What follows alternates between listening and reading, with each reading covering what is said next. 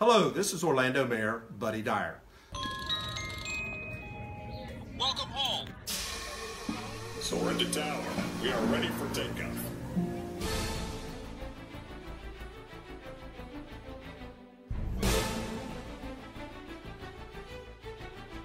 Por favor, manténganse alejado de las puertas.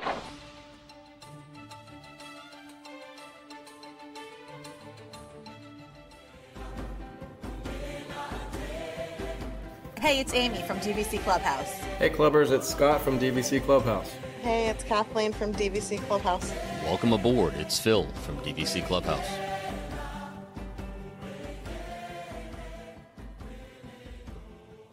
Hey everyone, and welcome back to another episode of the Debrief podcast brought to you by DVC Clubhouse. This is Amy, joined as always by Kathleen, Scott, and Phil. Hey guys. Hey guys. Hello. Welcome aboard, guys. So today, what is today? Today is Tuesday? Today is the day that Universal released their video about Epcot Universe. I just did it. You did it. Epic Universe. I jinxed you. I'm sorry. I didn't even catch it. Epic Universe. And now this is like, it's going to be called Epcot Universe for the rest of my life now.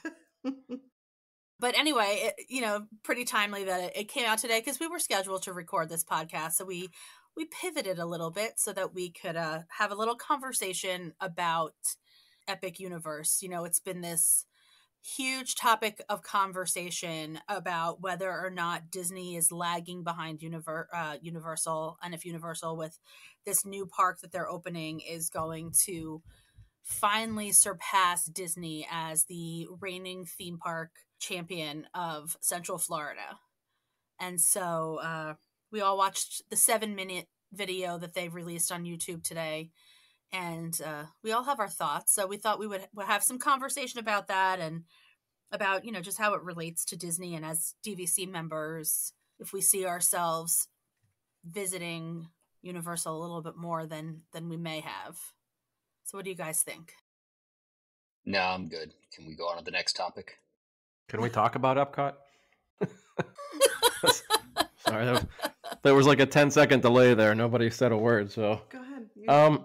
Epic Universe, I saw the 7-minute video, and after being a annual pass holder for A year. for a year, does that make sense? We dropped our passes, and this does not make me want to renew in any way at all. I feel like it's just the same old thing. It looks nice. There's a nice hotel, but Harry Potter World has been done. This is going to be Harry Potter World times 3. How to Train Your Dragon, I believe, was part of this, and I really could care less about that.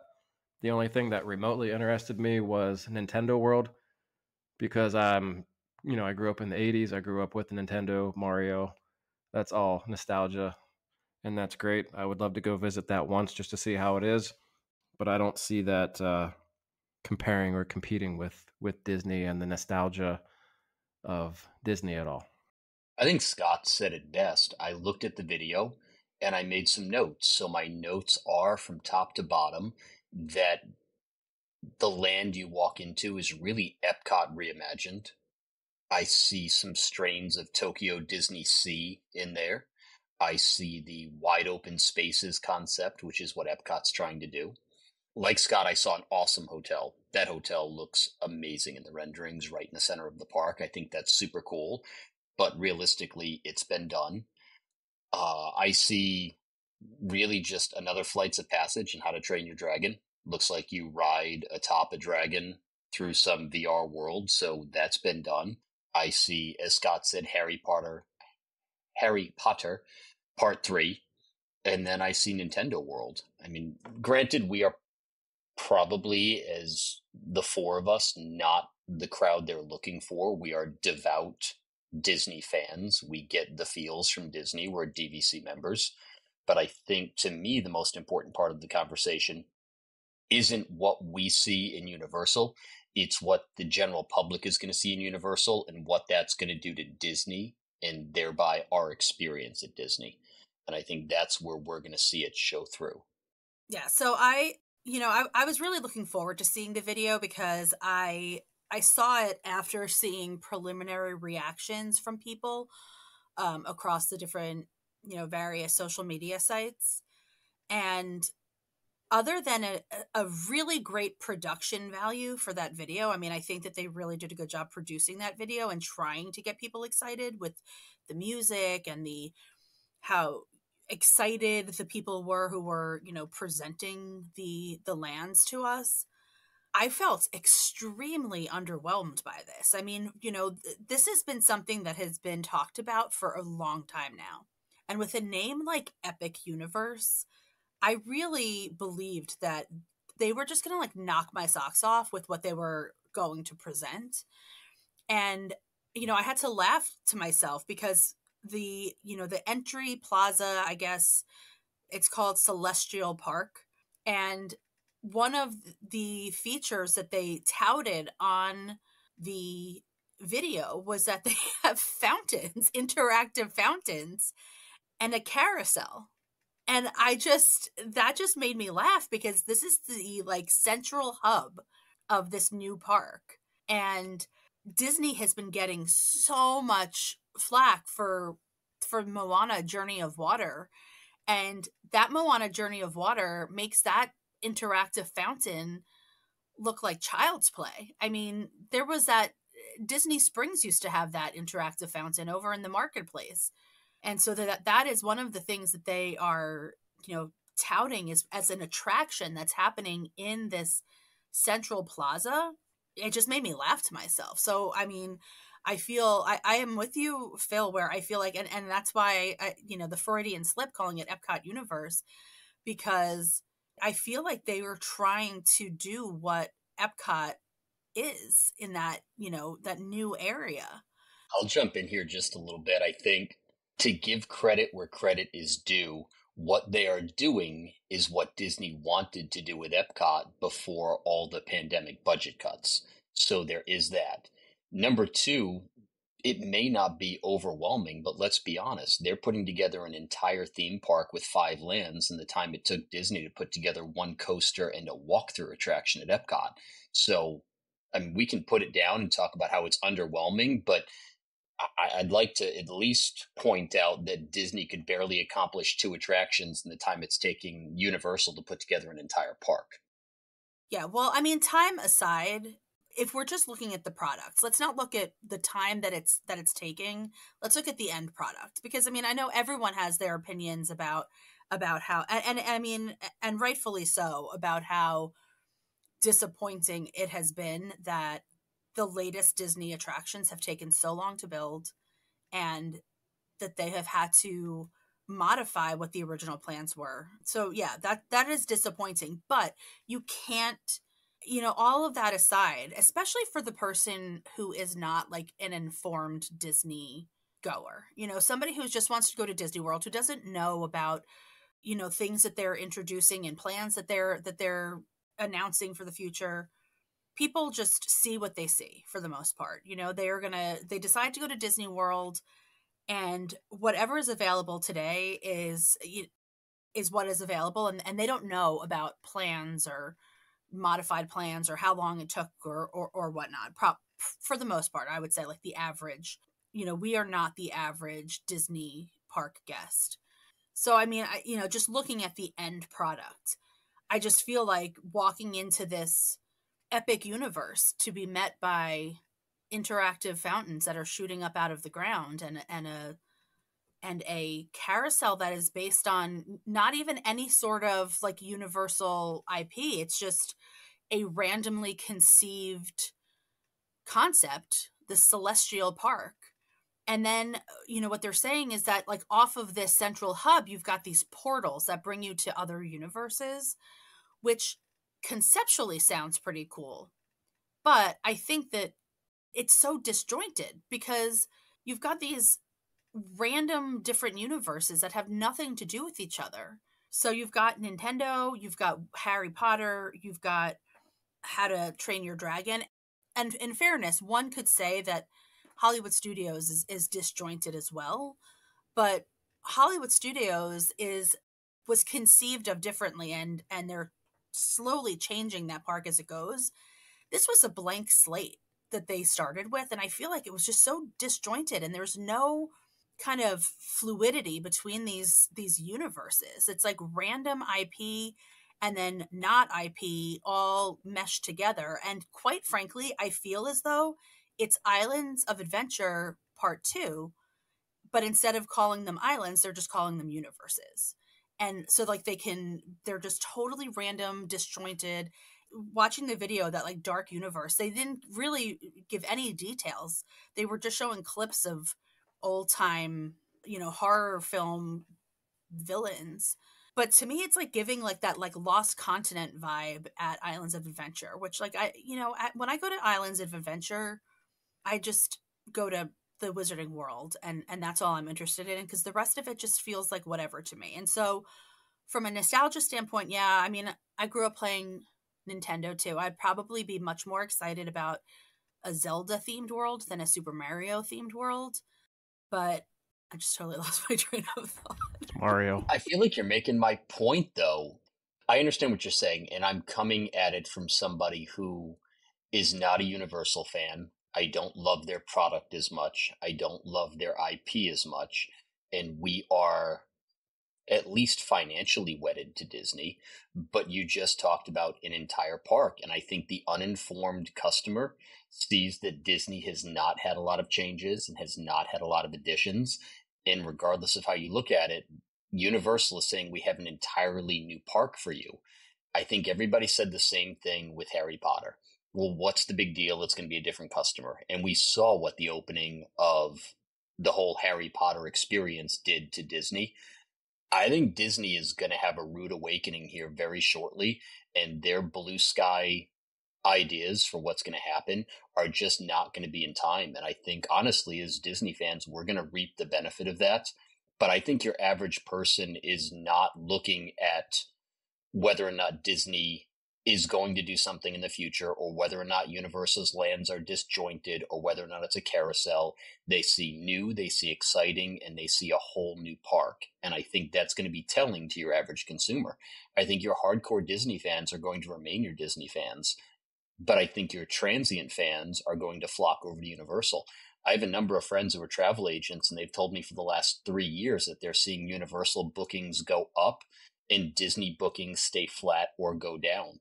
I truly think that regardless of how I feel about it personally, this is going to sting Disney. And again, that's coming from somebody who's not a Universal guy. Yeah, well, I mean, I think that it's a no-brainer that when this park opens, it's going to be, the opening is going to be a huge success. I just don't think that, all of the talk about if Universal is now going to surpass Disney, I don't think that these concepts are sustainable enough to kind of take the crown away from Disney. And I do think that I do think that Disney knows that they need to do something. So I don't think that this is going to be, you're right. They will not be able to open something that's going to be competitive with the opening of Epic Universe. But long term, Disney will do something. They're going to expand parks. They're going to introduce some new things. And when we're looking at like the longevity of the product, I just don't think that Universal has what it takes for the long term. And I mean, like Kathleen and Scott said, like they had an annual pass for a year and they got rid of it. And look, I'm not naive. I know that there are people who love Universal and prefer it to Disney because they like thrill rides and they think that Disney, has gotten kind of stale and tired. But I think generally speaking, like this concept of this park, I really thought that they were going to put forth a product that was going to have more longevity to it. And I just don't think that these concepts have it. They feel like a one and done to me. That's how we felt about Universal. I mean, that's, Universal could give away unicorns. And I still don't think it's going to hurt Disney. People that love Disney are still going to go. The only thing that I think that I like about this, I think it forces Disney, like what Amy said, in the future, something's going to happen. They're going to, whether it be a new park, expansion, new rides. I think that's about the only thing positive that comes out of this for me is I feel like maybe Disney will feel like they have to do something. They don't have to. I really don't feel like they have to, but I hope that they feel like they do to stay competitive with Universal right now. But I mean, let's face it, Disney has what Universal never will, and that is just a solid fan base that's built on the feels. You go to Disney a lot of times for the feels. I don't go to Universal because I get the feels when I go there. Small World, I joke about that ride, but it's a nostalgic classic ride, and it's nothing compared to Velocicoaster as far as thrill rides. But you feel a certain way about Small World. And Velocicoaster is like, yeah, great, I rode it, but I don't really necessarily feel like you'd have to do it every year. Small World, if you go on a family trip, it's a tradition. I guess that would be the word that I'm looking for. But to me, Universal is nothing more than my mint chocolate chip ice cream. I love vanilla, and I'll eat vanilla every day, but just once in a blue moon, I get in the mood for mint chocolate chip. But once I've had it, I don't need to have it again for a long time. Well, that's how we felt when we got the passes. We went once, we liked it, and we're like, oh, I guess we probably should have came before we got the annual passes, because any other time that we went after that, it wasn't because we wanted to go. It's because we bought it and we had to get our money's worth. It is just something that I don't have to do again. I'm just not a Universal person. And I mean, there's many people that aren't, but I mean, I know people from back home that they go to Universal every year for a week. And I have no idea how, but that's just what they like. And that's great. I mean, I think this new thing looks great, and I'm sure it's going to be great, but it just isn't for me. Just not me. I don't disagree. And I think, again, we are not their demographic. I think that, and I'm going to continue to play devil's advocate here. I have friends also that go to Universal every year. I think that their deluxe hotels are phenomenal. Every report I get back about their deluxe hotels gets super high ratings. I think their prices as far as their annual pass and their hotels are competitive. I think they will have the newest thing on the block. Maybe not the best thing on the block, but the newest thing on the block. If you look at what Disney has done over, let's call it just the last 5 to 10 years, we are not the demographic they have been aiming for. They have been very clear, especially in the Chapek years, that the annual pass holders and the locals are not their biggest demographic. It's not who they're catering to. They are catering primarily to the day guests, because the day guests are who spend the money. The day guests go home with all the kitschy merch that we don't like. The day guests get Genie Plus every single day, which we have crapped on repeatedly. And I think that day guest is where Universal is going to pull from. Even if people are not primarily going to Universal, at the very least, what you'll see is people splitting their trips between Disney and Universal. Universal has done a very good job of catering to those families. And if that is the demographic and the portion of the population that Disney feels brings them the most money, I think, 70 to 80% of the guests in the park on a daily basis are off-site day guests. And if Universal can pull from that, I don't think our opinion holds the sway that we wish it did or that we hoped it did. We tried and true year after year, DVC members, annual pass holders, Disney lovers are not the people that are pouring the money into that park on a daily basis. It's the family that's coming in. They're buying every Mickey bar, every turkey leg, Genie Plus every day, going through the shops on the way out, loading the kids down, renting the strollers, and we're just not that customer. And I think that's the customer that Universal is going to take the biggest bite out of. Again, not to beat a dead horse, I'm not a Universal guy, but I think we're looking at this from a very biased point of view. You said it perfect, Phil. I think, Phil, you said it perfect when you said they may not have the best product, but they have the newest. And that's great, and that has value, but it also has an expiration date, because much like, I talk about Riviera. Riviera for DVC was the newest thing. It's great. It's going to sell. But as soon as you introduce something else, Grand Floridian did a refurb. We're now talking about a Poly Tower. The newness wears off after a while, and you go back to what you're used to, you go back to what you know. And I just feel like this is a temporary thing where, people are going to want to visit it. It might be a one and done, but the newness will wear off. And before you know it, we're going to be right back to the same thing that we were, where, your faith will continue to go to Disney. I think that, and I'm not comparing myself to, the average guest. I'm observing, I'm one of the only, other than clearly the people that I've met through this group, in my personal life, other than my aunt, I don't know any other Disney Vacation Club members. I know a lot of people who are huge Disney World fans and go all the time, and people who are reaching out to me constantly for help with planning.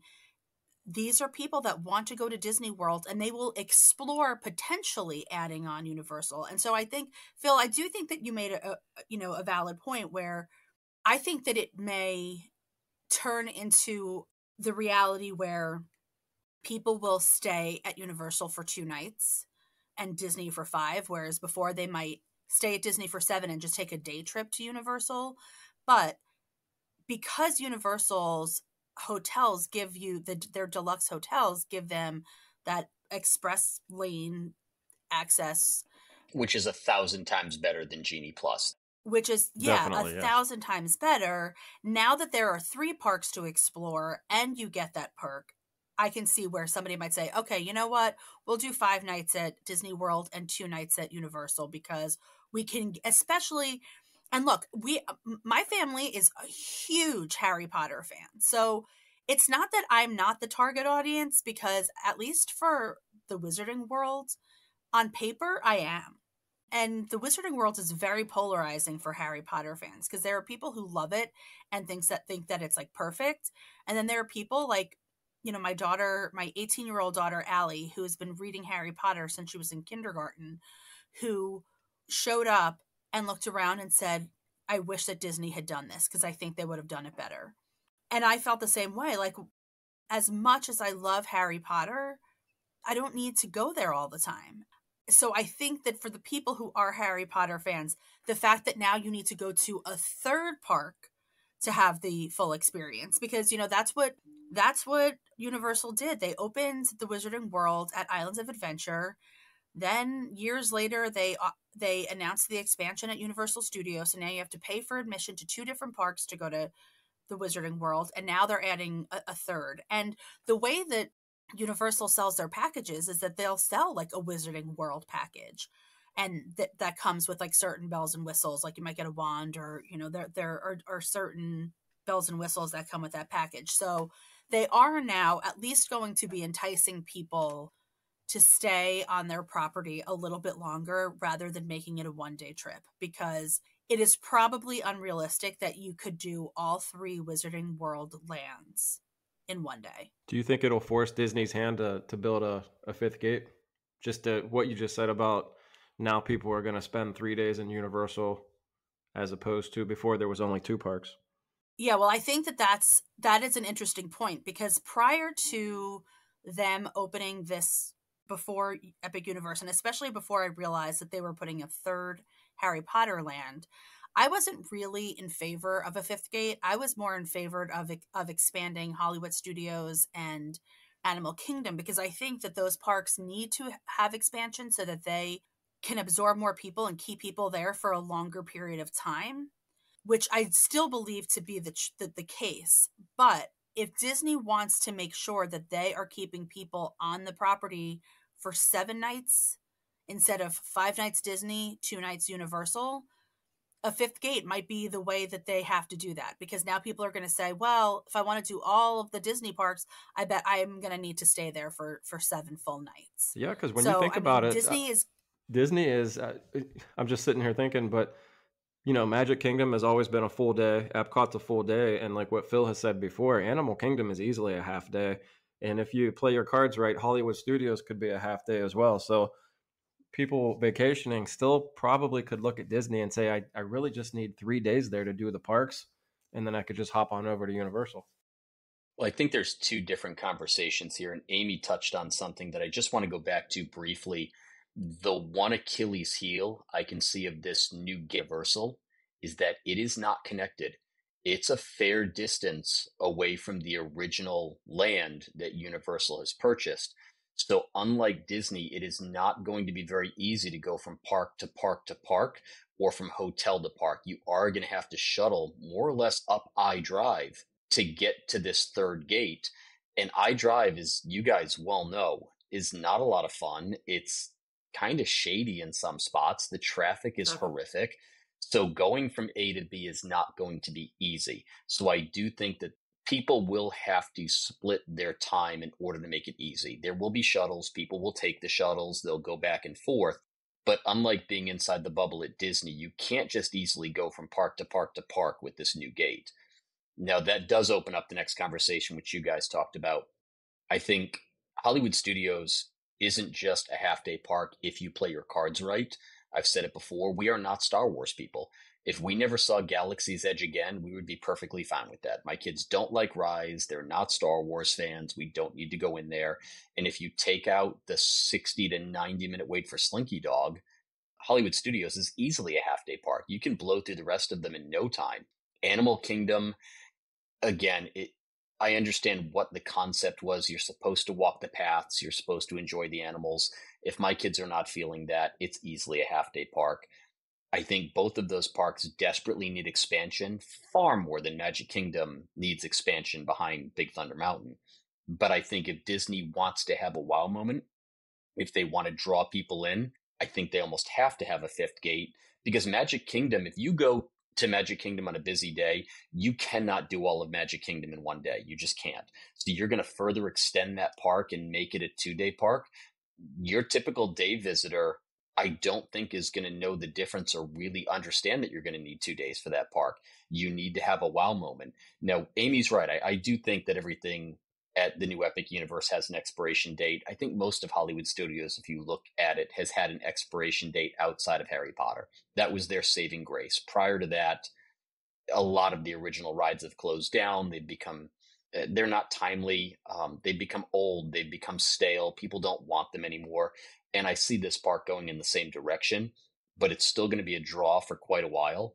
And as I stated at the beginning of the episode, that's a benefit for Disney fans. Disney is going to have to answer this. If Epic Universe is a hit, it's going to draw down the crowds at Disney. That's a bonus for those of us that go all the time. I will happily take lower crowds. And if Disney has to expand, again, that's a bonus for those of us that are Disney fans. It's certainly a bonus for DVC members who are locked in for the foreseeable future. We get more for our investment. So I think this can only eventually lead to good things for Disney. But Amy mentioned the words long term. And I'm beating a dead horse, but Disney doesn't do anything in the short term. They're announcing, 60 billion in the next 10 years? 10 years. What can happen in 10 years? Now you've got to come up with a concept. You need to push it past Blue Sky. You need to get Imagineering involved. You need to file all the permits. You need to clear the land, and then you need to start building. And their reputation is just not good for building things in a timely manner. My kids could literally be out of college before we truly see the outcome of that 60 billion that they're talking about investing. And just like that. Wow, I stunned everyone into silence. That's a first for this crew. No, I'm thinking right now, and I'm processing, because yes, there is an unrealistic timeline here if we're thinking that we're going to be seeing something within the next 4 years. I mean, I just don't think that is at all feasible. Cake bake. What'd you say? The cake bake. You might see the cake bake shop open up in the next 4 years. You're not wrong. Now, with that said, I will happily take what's on Disney property with a lower crowd for the next 5 years. Happily take that. But if people think a fifth gate or an expansion is going to be ready to go in the next 4 to 5 years, I want whatever it is that they're taking, because that is a pipe dream. Yeah. Yeah. Well, I part of that long pause before is that, I started thinking about, I think that there's been, people have had a reasonable skepticism when it comes to DVC, where it seems like they've been prioritizing opening new and building new DVC resorts. And there is a kind of like a question mark over people's heads, because they're continuing to add places for people to stay without adding to the parks. And not that, I mean, you know, the Fort Wilderness cabins, you know, they just released the pricing the other day, and it's expensive, but it does accommodate, you know, the larger families. And I wonder if there's also some strategy in that too for Disney, where they are really trying to make sure that people are not going and staying at Universal. They want people to be staying at Disney. You use that word accommodate very loosely. It sleeps more people. I don't know if it accommodates more people. Right, but if you are a family of 6 and you can stay there versus needing to pay for 2 hotel rooms, that is a draw. That is a draw for families to be able to stay under, you know, one roof, if you will, versus needing to split between 2 hotel rooms or pay for like a suite or a 1 or 2 bedroom. Actually a 2 bedroom at Disney, because 1 bedrooms would not accommodate a family of 6. So is that a strategic move also, so that Disney is offering accommodations for families? And I'm not just talking from a DVC standpoint, because they're not converting all of the cabins to DVC, are they? Aren't they keeping some of them? No, they're converting them all. Oh, I was just going to say that if they were opening this up as a separate open accommodation to all guests, I would understand that argument, but it is a DVC property. So you are, in fact, trying to get people to buy into a long-term investment to sleep those 6. Now, granted, there's always going to be some that are available for but you cash. can still pay cash rates. Yeah. You can, but they're marketing it to DVC, which is a longer-term investment. So I think it belies that thought process a little bit. I mean, I've said it before and I'll say it again. The reason these cabins are being turned into DVC is because they're using DVC members to underwrite the rebuilding of all the cabins. I think that was just a simple financial decision. If they derive a benefit from bigger families staying there, all fine and well. If they had just rebuilt the cabins and then sold them solely for cash, I could see that argument.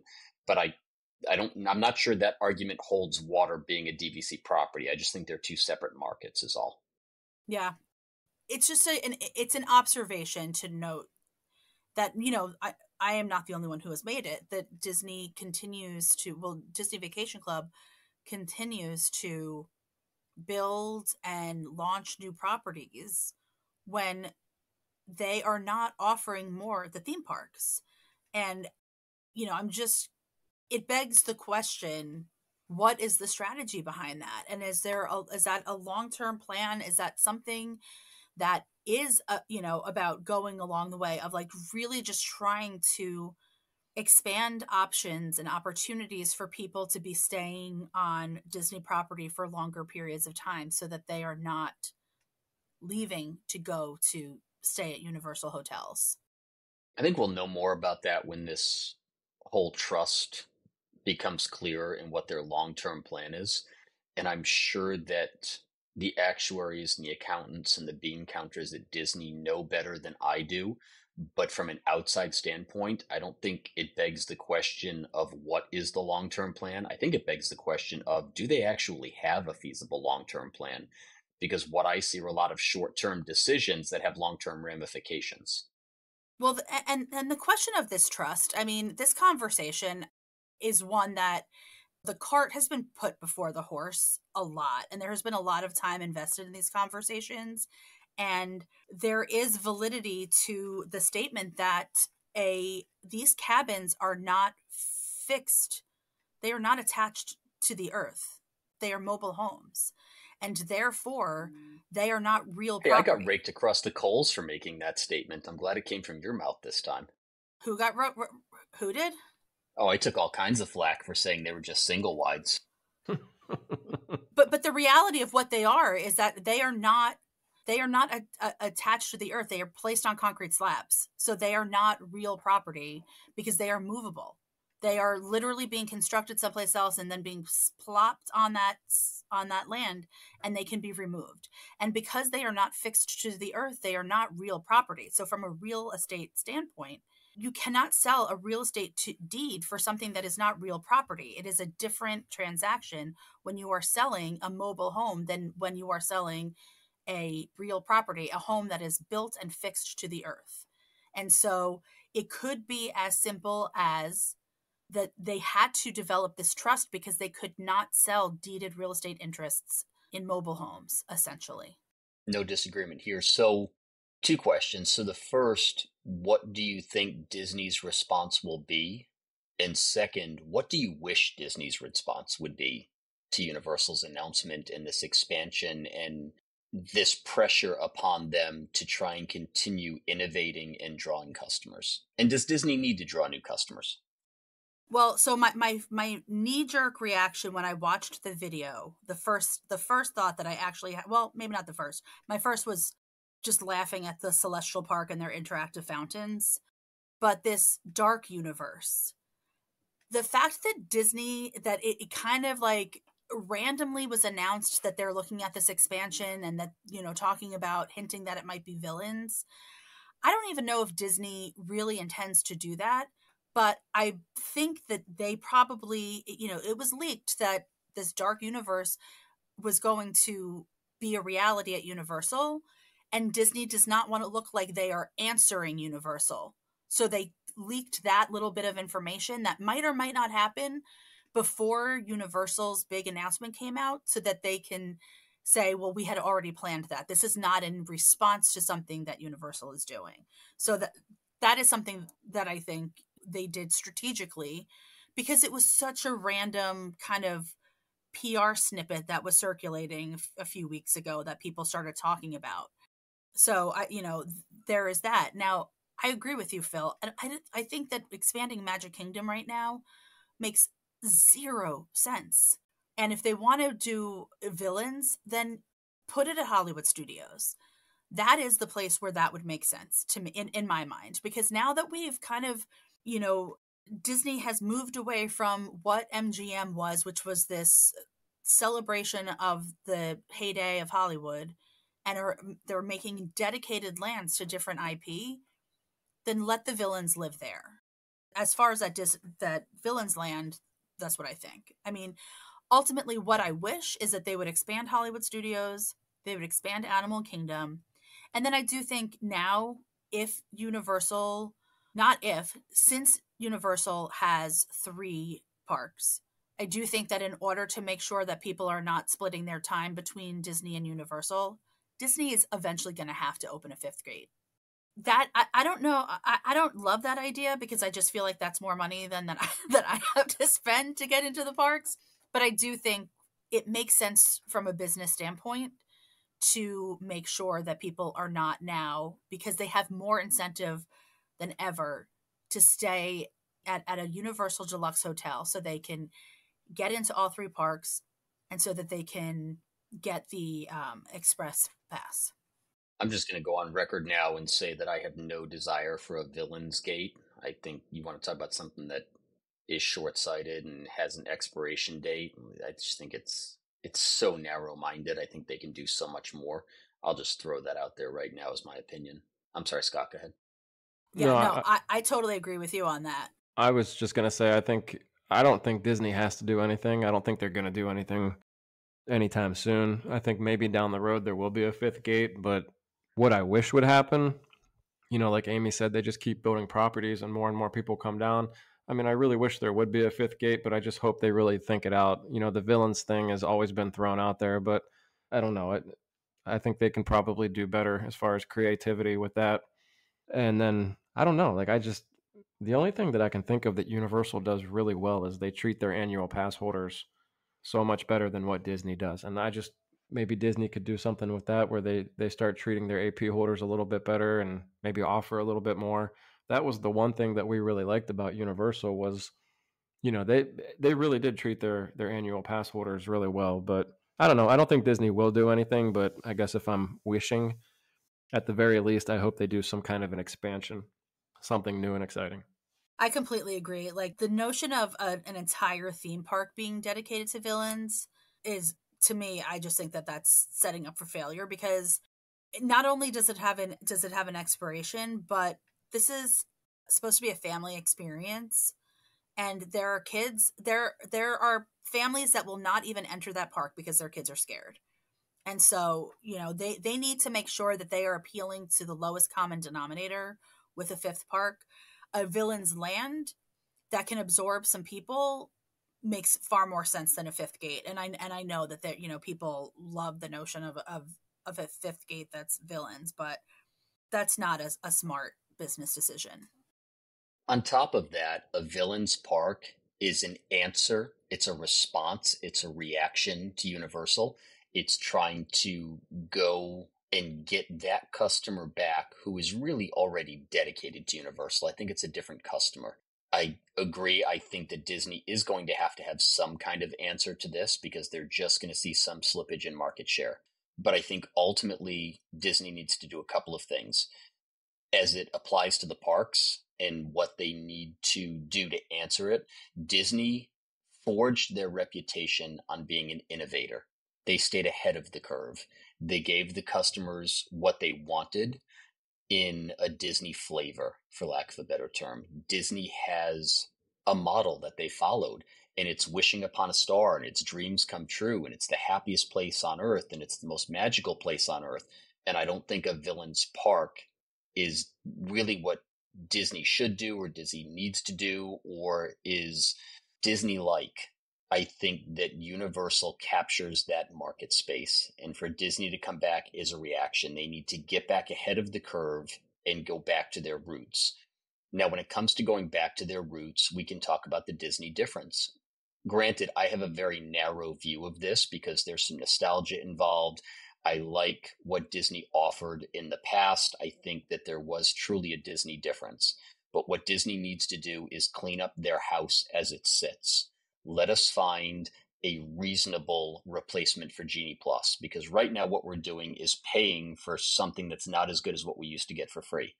Let's go back to giving people access all over the park. And the monorail did that when there were two parks. Let's expand the Skyliner and make transportation much easier so people aren't piled into those buses and going through that mess. Let's go back to hotels that are appropriately themed and not just littered with IP. Let's go back to the experience in the park being pleasurable and not just a money grab. Let's go back to what made Disney Disney and expand upon that. There's so much they could do just in Animal Kingdom. I mean, we've talked about it, and I've said it numerous times. Look at what Tokyo did with Disney Sea and how immersive that was and how magical that was and how beautiful that was. And now we get Tron stuck behind Storybook Circus. I think Disney lost sight of what made them great, and they need to regain that sight again. They need to regain that customer share. They need to regain that reputation.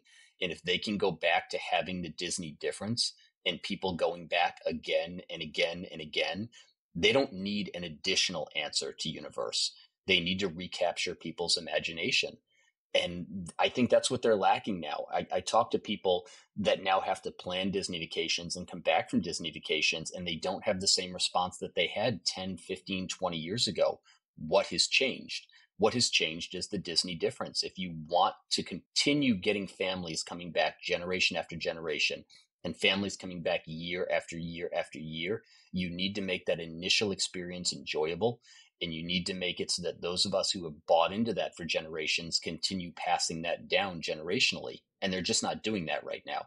If Disney were at the top of their game, Epic Universe wouldn't be a threat. Disney is not at the top of their game. And I think that's why Epic Universe is a threat. People are looking for other options. And I think that's what's going to hurt them. Yeah, I recently had a colleague and a client both. One, the colleague had recently taken a Disney trip, and the client her daughter is in the midst of planning a trip that my client is going to be going on with her. And both of them were just, I mean, they had a great, well, the one is in the planning stage. She thinks it's ridiculous, all that her daughter is like needing to do, and that she had needed to wake up at 6 a.m. to book dining, and she thought it was outrageous. And the one who just came back, he said, they had a great time, but that there's just so much planning, and it just has become such a difficult thing to plan that there's so much effort, and that life is so busy, and that this has become something that has become so complicated to plan, was something that they both commented on. So I agree that the product for your average consumer has to be something that is approachable and that makes people feel good and excited, not something that stresses people out. So I think that right now, like out of the gate, people feel stressed out about these vacations before they even get there. And I think that's probably contributes to why they're, you feel like people are less friendly in the parks. People are stressed out about their vacations. People need to feel good about Disney before they even get there. With their head stuck in their phone the whole time to plan the next experience after spending another $100 to $150 a family just to be able to get in a line that's manageable. Yeah, completely. I think you're right. I think that Disney needs to work on what the Disney experience actually is. I mean, it's funny that the app is called My Disney Experience because I think people would describe that differently. The app is kind of setting the tone for what your Disney experience is going to be when you are up at 6 a.m. at home before work trying to plan for your vacation while getting your kids ready for school. And then you have to wake up at 6:55 to check your boarding groups, to then mash the button as fast as you can to get a virtual queue. And when you don't get that, it's $18 a person to actually get on the ride. Then you've got to try and get your 9 a.m. set and then continually refresh while you're standing in the queue in order to get on the next ride, and all that for the pleasure of $100 a family. Disney needs to clean up their houses it sits before they put an addition on their house. Definitely. Agreed. I definitely agree. And let's just have our own blue sky discussion. If there were to be a fifth gate, what would you want to see? Takes a lot of thought. I don't know. I've never really thought about it, but it would have to be. I don't want to see anything like what Phil said. I don't want to see anything that Universal is hinting to now. I don't want to see a reaction. I want to see something original, creative, maybe something that gets back to what made us all love Disney, something nostalgic, something that's just going to make you feel good. And I don't really think there's like a specific, theming, villains or whatever it might be, but just something that's gonna, I don't know. We always talk about it. Something that's gonna give you the feels. Well, let me throw this out there. I think that's a big discussion. Is that a discussion that's worthy of its own episode? Because it requires some thought. Scott's right. It's a big thought. What I would say is I think that's an entire episode. I think you go to each park and you figure out what needs to be updated, and then what would you want a fifth gate to be? Because I think that's a really big discussion in and of itself. I'm all for that, but I will say this right now. If down the road, 10, 15 years, if Disney mimics any part of what I say, I better get paid royally for it. No comment. They'll deny it. No comment. They'll deny ever having heard you say it. It's on From record. your lips to Iger's ears. Just a funny aside. When I was in my mid-20s and I had just recently became a DVC member, I actually wrote a letter to Bob Iger. And I told him that, and in the letter I wrote that I think that he's missing out on opportunities to be marketing DVC outside of the theme parks by not being in malls. And I, included a little bit of data, and I got an email back from the legal team from Bob Iger's office saying, "Thanks for your letter. We just want to let you know we don't read unsolicited emails with suggestions and ideas, and so we want to let you know we didn't read it, but thanks." 2 years later, and by the way, we're going into a mall in Chicago. 2 years later, they opened up those what were they called? I forget. The Doorway to Dreams or something at the malls. And there was one in Long Island, there was one in Chicago. And I was like, is this a coincidence? Or did they actually read my email that I sent and then just had their lawyer send me a letter being like, we didn't read it? But anyway, back to the topic at hand. Yeah, I think, let's talk about it in an episode where we flush out some ideas and take a deep dive into the parks and what we feel like would be what we would like to see. All right. Any final thoughts on Epic Universe and what it really means in the grand scheme of things? I have one. I'm going to give everybody 3 seconds. I'm going to ask one question. I want everybody to blurt out their answer all at once. What is your favorite ride at any Universal park? Velocicoaster. I've never been. Phil. I mean, I can't answer that question because I don't really enjoy any of them. And that is I'm the not a final thrill word. ride person. That is the final word. Did you say favorite or? Yeah, favorite. Oh, I don't really have any favorites, but it's a cool ride. We could probably rattle off like 3 or 4 real quick if I would have said Disney, but I just think because I said Universal, it's just hard for us to come up with one. Not that they don't have great rides. It depends. Are you a thrill ride seeker? You know, I could say Hagrid's. I love that ride. I think they did a great job with that ride, but I don't know. I just think that's the final thought. Like for us, Universal is, you think about it for a little bit, but it's easily forgettable. I know what mine is. It's the Hogwarts Express. Okay. But it took me way longer, and that's also just kind of a joke answer. So, All right, you guys want to wrap it up? yeah. Phil, tell the people. Tell the people. Tell them what to do. Well, guys, we thank you for listening. If you enjoyed the episode, you hated the episode, we would still appreciate a word of kindness and a 5-star review on Apple Podcasts. We'll drive more Disney-crazed people our way, and we can share our unsolicited opinions with them, just like Amy shared her unsolicited opinion with Bob Iger.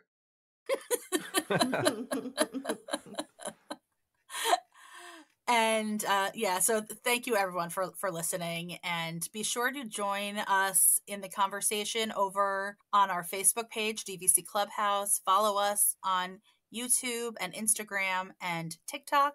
And until next time, we'll DVC you real soon. Bye. Bye, guys. Thanks a lot, guys. See you later. And so our journey comes to an end. Oh, no, please, can't we go back to page 1 and do it all over again? We started this thing together, and that's how we'll finish it. Because that, my friends, is where the magic lives. Happily ever